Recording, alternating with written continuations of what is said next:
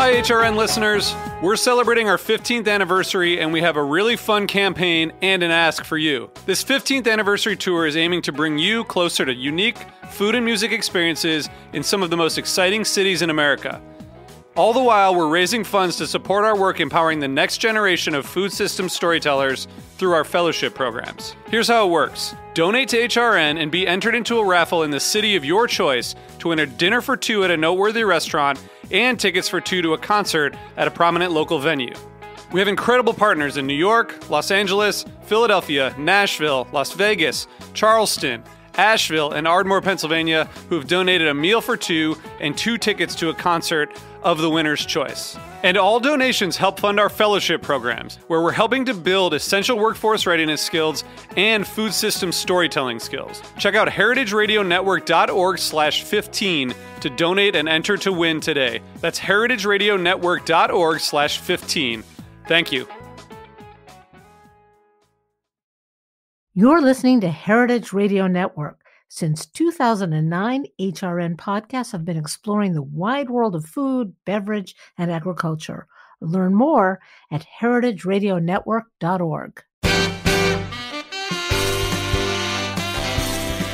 Hello to everyone.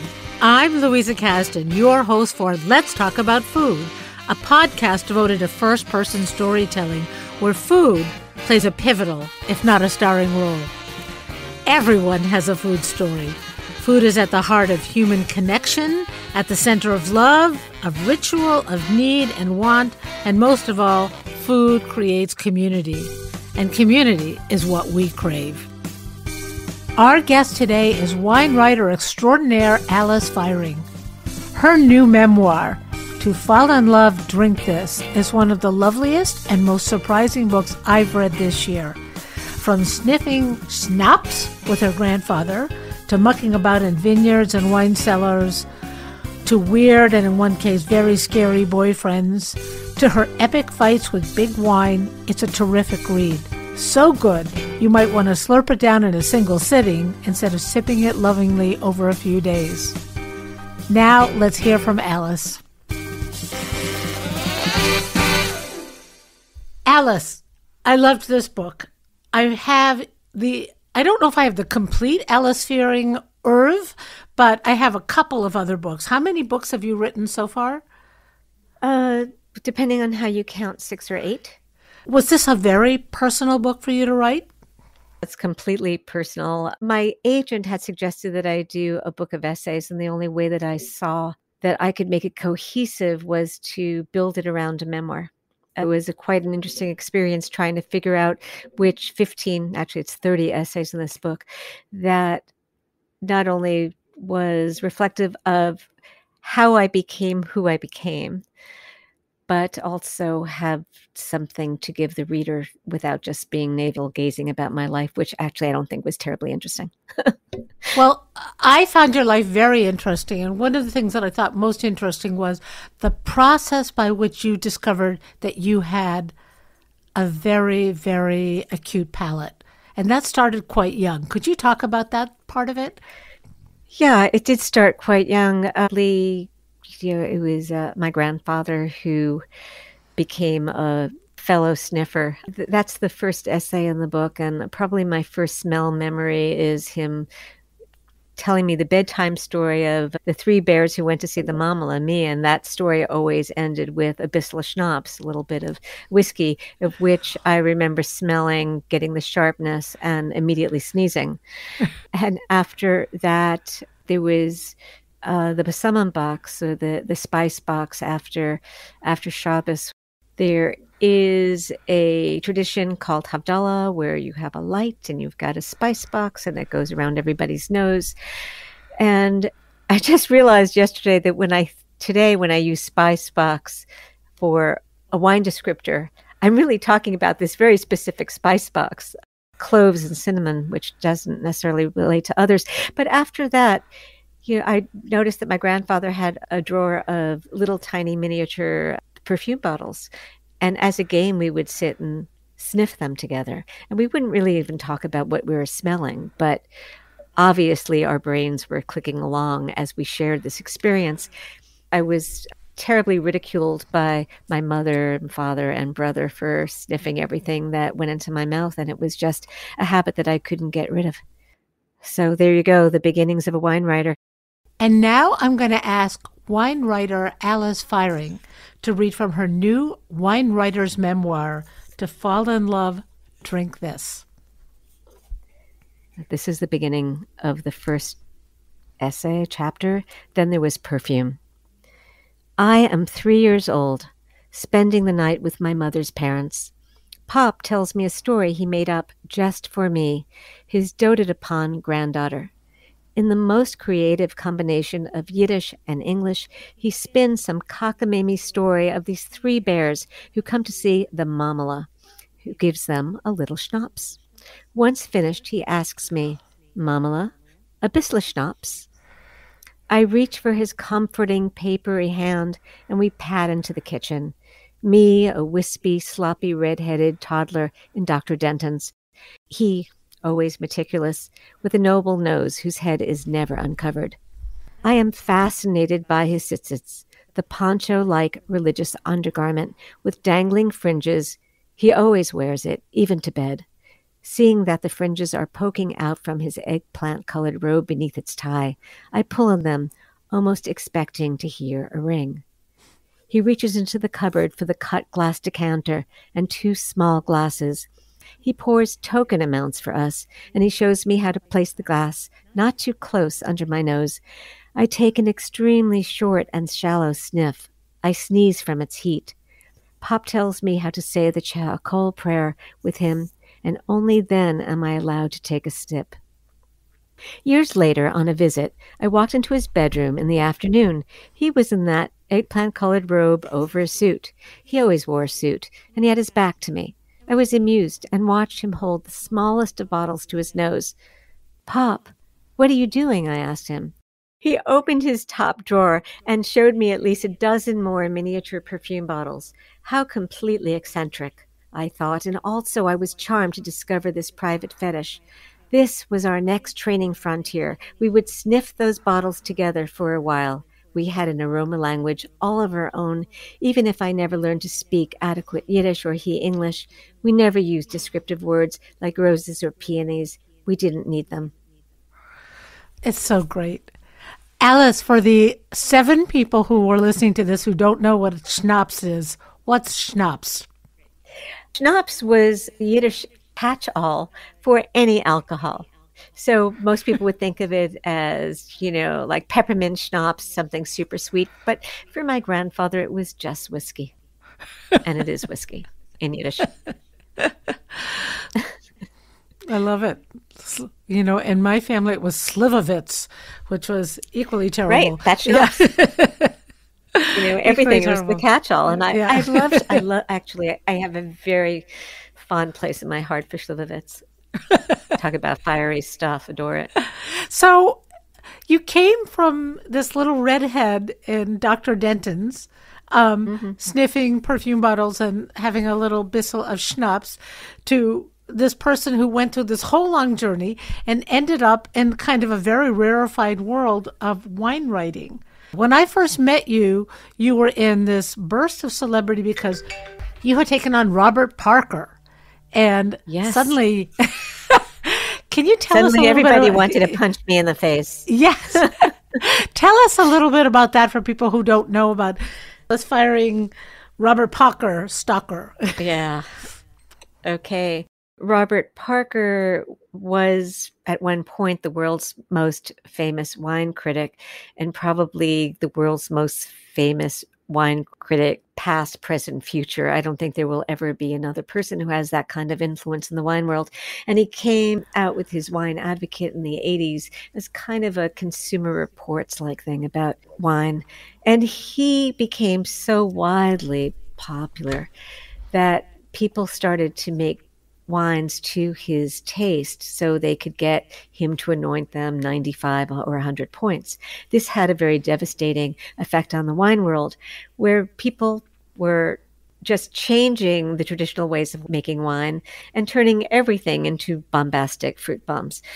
So around 2005, when I sold the proposal for this book, I had really had enough. All of my colleagues were bitching and moaning about this extinguishing of the natural or the traditional wine world, but would never put it in print. So I just decided for once in my life it was time not to assume somebody else was going to do the work. And I wrote this book in narrative nonfiction of how this one person's palate was putting the wines that I love dearly in danger.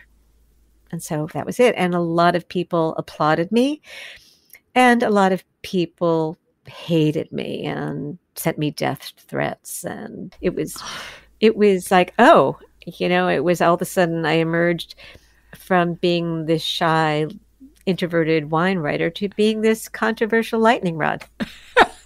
So your problem was that all of the winemakers were now trying to kind of reverse engineer to Robert Parker's palate. Yeah, exactly. Yeah, they were using all of the technology that science had given them to be able to eradicate vintage variation and make a consistent product. Parker loved big wines. So all of a sudden, Burgundy was tasting like Bordeaux and everybody was tasting like Napa Valley. Yeah. Oh, no. Burgundy like Bordeaux. Oh, no. Yeah. and That's and terrible. How did Parker respond to your crusade? Well, the last time he and I talked was when he was interviewed for the book. And after that, he refused to ever speak to me ever again. Even though there were people who wrote for him who actually said, if Bob read the book, he'd actually like it, because I made it very clear that the only problem with Robert Parker was willful ignorance, that he didn't say, hey, look, guys, I know you are doing this to suit me, but can you stop? No, he refused to acknowledge that this was an issue. So the book came out and you exposed the consolidation that was going on in the flavor palette. And what happened? What happened? Okay, what happened as far as the wine world is concerned? It was a slow movement towards market regulation, shall we say. It also coincided with the burst of the natural wine movement. At that point, I was writing about natural wines that are made from organic viticulture, nothing added, nothing taken away, except the only additive may be some small amounts of sulfur.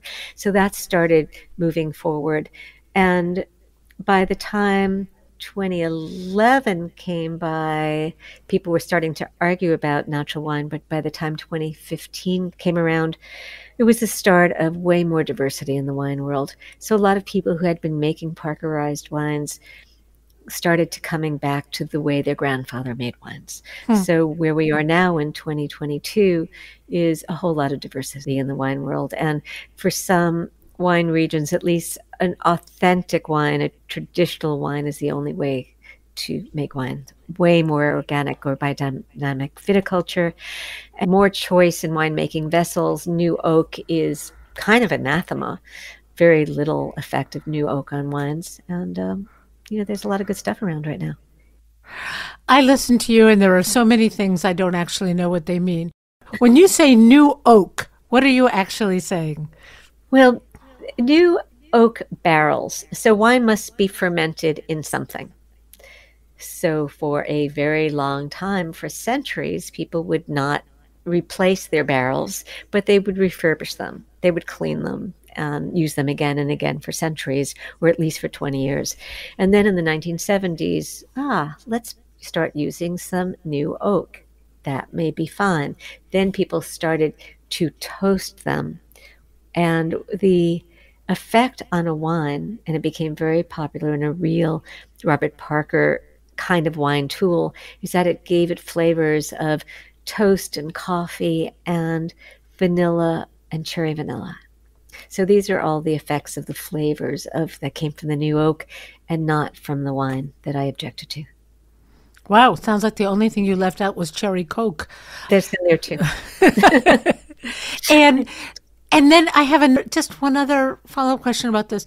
The natural wine movements, it seems to me that those are perforce going to be smaller vintners, smaller output, smaller scale production, and that there must still be this huge market for, not only did Parker's own palate get developed, but those of us who drink wines essentially started to develop a Parker palate as well. Is the natural wine movement perforce like small boutique vintners versus the large vintners? Yes, for sure. But what we're seeing now is big companies moving into the natural wine world or making a natural wine product. Especially in Italy, we're seeing this. We're seeing this in France. So much so that there's a lot of scrambling how to protect natural wine from imitation. But the effect, there are certainly these big Parkerized wines around now. But the point is that there's way more, even in the very big companies, there's way more variation. Let's take Burgundy, for example, where there was always inoculation to start fermentation, which has a very big effect on the taste of wine. Now a lot of important wineries are going back to native yeast fermentation that adds for a lot of complexity. And they're also using fewer additives and taking a more gentle approach to winemaking all around. Sounds to me like you've had a great effect. I think I have. Significant effect. Yeah. So I want to go back to this wonderful book, To Fall in Love, Drink This. One of the things that I enjoyed so much was the byplay between you and your mother, that no matter what great wine you brought her, when it really came down to it, she wanted Manischewitz. Could you talk about that a little? When we come back, we'll hear more about Alice's valiant attempts to get her mother to appreciate fine wine, or at least wine worth drinking. This week on Heritage Radio Network's Meat and Three, we're spilling secrets. Do you know what is in that makes it banned? I do not, other than it being a proprietary blend of something that's supposed to be performance enhancing. If you go through the drive-through in reverse, so your car is fully backwards, you get a free chocolate shake. Tune in to Meat and Three, available wherever you get your podcasts.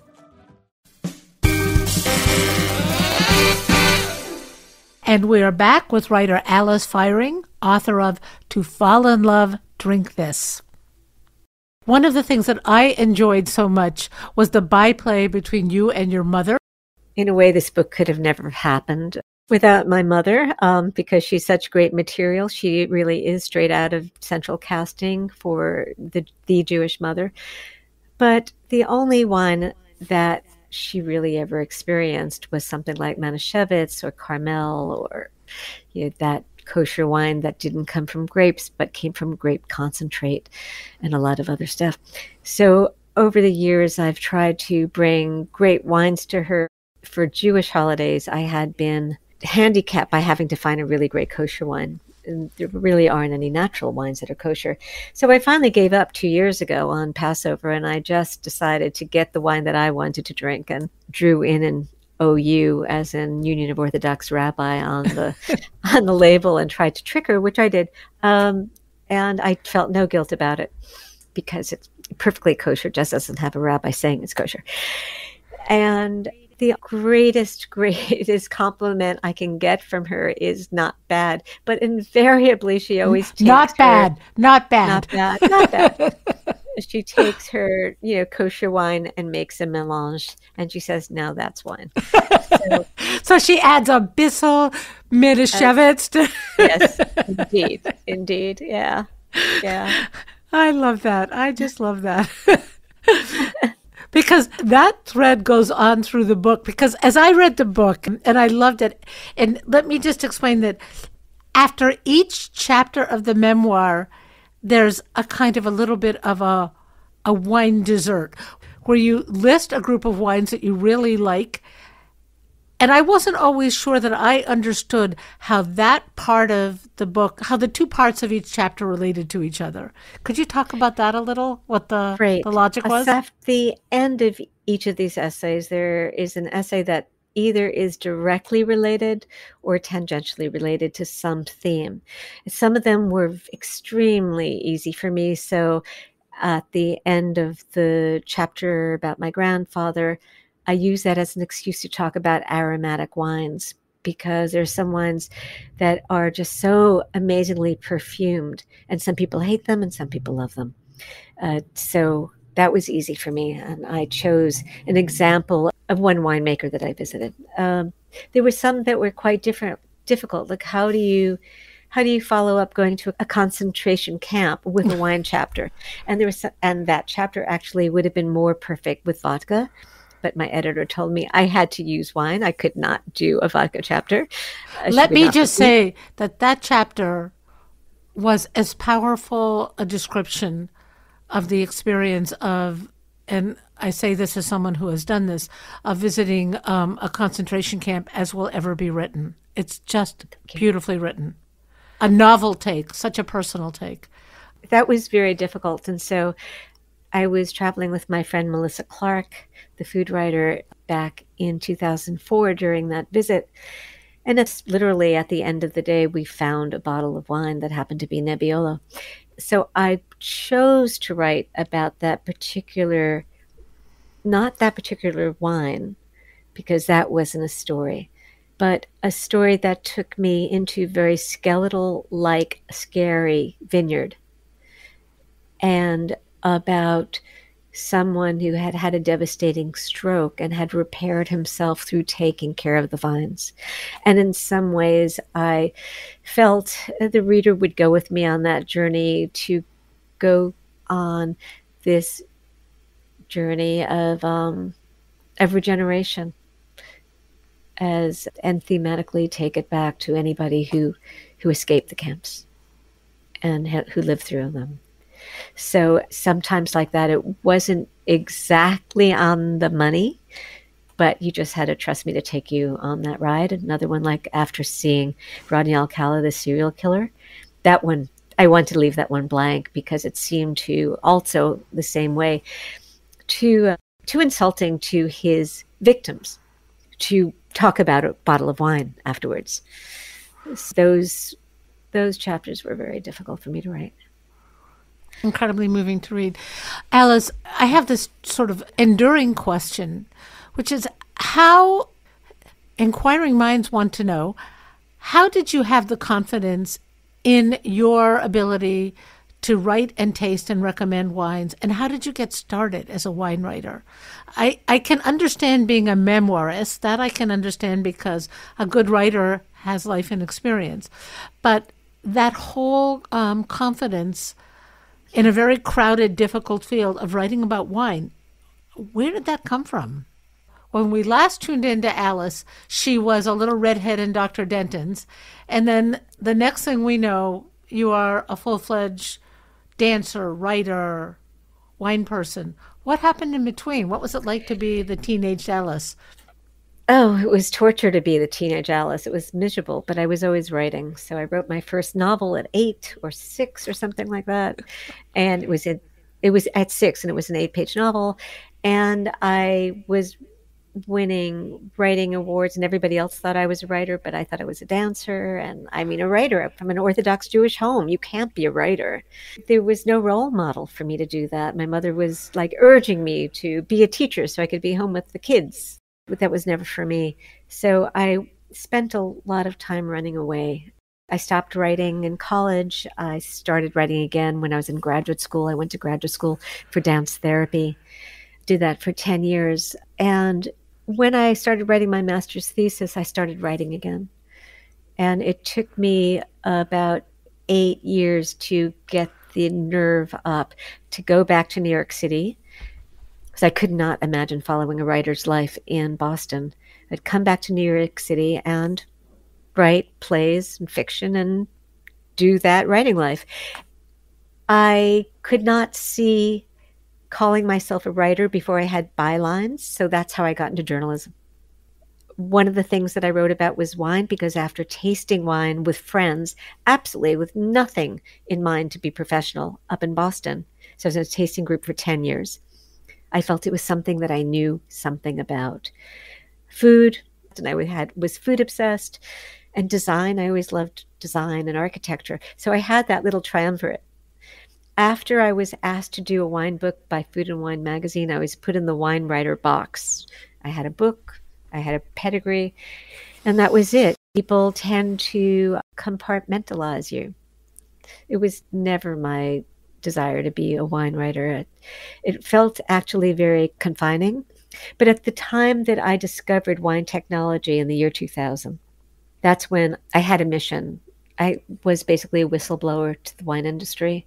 Hey, do you know that there are 72 plus ingredients that are in your wine, and how many different machines that can press the wine flavor? I like that phrase that you were a whistleblower to the wine industry. That strikes me as very accurate, and what a role to be. Yeah. Interesting. Well, I never really went after being a wine writer. That was something that I never wanted to do. I just wanted to write. It was just one of the things that I was writing about. And I guess youthful ignorance when I started, even though I was starting in my 30s, which seems very youthful now. I see, this is going to sound really weird, but when I blind tasted a bunch of ice creams in Boston and nailed them all, that helped me gain confidence in my ability to recognize tastes and flavors. And I basically said, well, I can do this with wine as well. I knew that people like the wine. You went from ice cream to wine. I like that. Right. Well, it basically gave me, wow, I have confidence in this.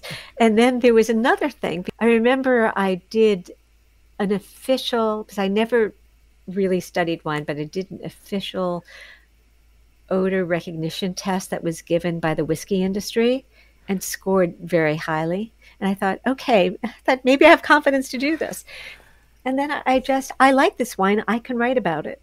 But quite honestly, it was a little arrogant in retrospect.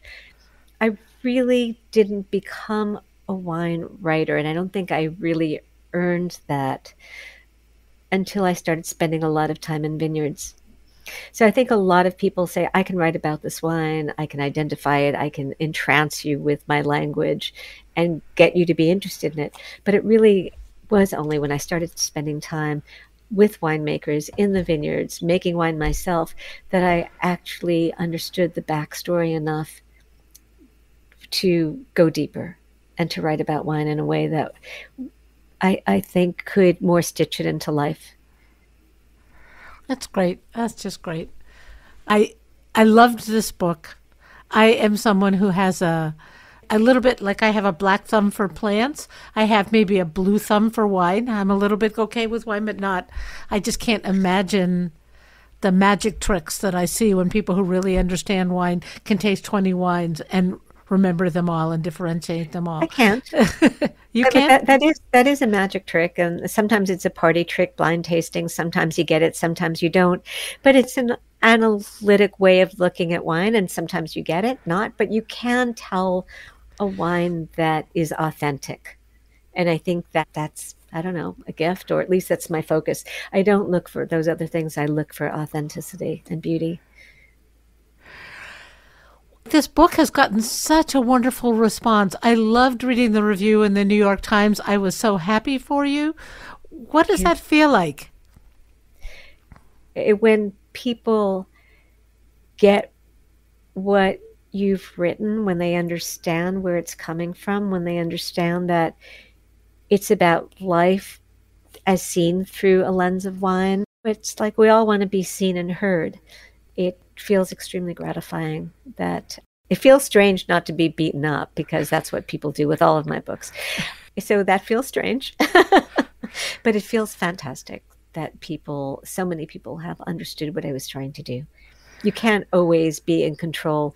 That's the thing as a writer, you want it to have enough control, but basically you want people to take it and to be able to see themselves in the book, and to take the wine and the book and, have it resonate with them. So that's the best thing the writer could do. Not just to understand me, but for them to understand a little bit more about themselves. Well, I loved it. And there were parts of it I identified with and parts I didn't. But I loved the family stories, the travel stories, the romance, the terrible, terrible romance with someone who turned out to be a serial killer that you didn't even know, or a serial rapist. I mean, there's a lot there's a lot of drama packed into a small book. It's a lot of drama, yes. I think it's pretty unexpected stuff in there. Well, thank you so much. And Everybody buy this book. You'll enjoy it. You'll enjoy it for the writing. You'll enjoy it for the wine recommendations. You'll enjoy it for a deep look into the life of one of America's foremost wine writers, Alice Feiring. Thank you so much. Thanks for listening. Let's Talk About Food is produced by The Food Voice. I'm producing, along with audio director and composer Mike Moss of Soundscape Boston. You can find more of our stories at our website, letstalkaboutfood.com, and on Heritage Radio or wherever you get your podcasts. Let's Talk About Food is powered by Simplecast. Thanks for listening to Heritage Radio Network, food radio supported by you. Keep in touch at heritageradionetwork.org/subscribe.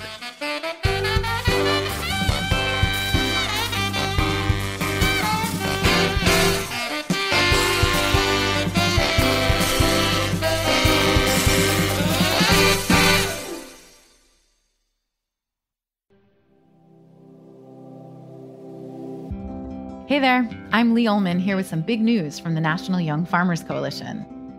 We're partnering with Heritage Radio Network on a special season of The Farm Report. It's all about what's happening with the Farm Bill and how it impacts farmers and eaters. I am growing diversified vegetables on land that's been in our family for 150 years. And so with the pandemic, gentrification, property values going up, we had to sell the land and we lost it. Join us as we uncover the untold stories behind this massive piece of legislation that shapes how we grow our food, what we eat, and so much more. The problems we have had, those are things that come from earlier Farm Bill and USDA policy, right? Like Earl Butts, get big or get out. You know, it's my responsibility to know not only what I'm eating, but then like how that all came to be. And realize like, wow, like this piece of legislation, all this money, like it's technically something that I support as a taxpayer. While Congress debates the next Farm Bill, this is not just an invitation to listen. It's a call to action. Be part of the conversation.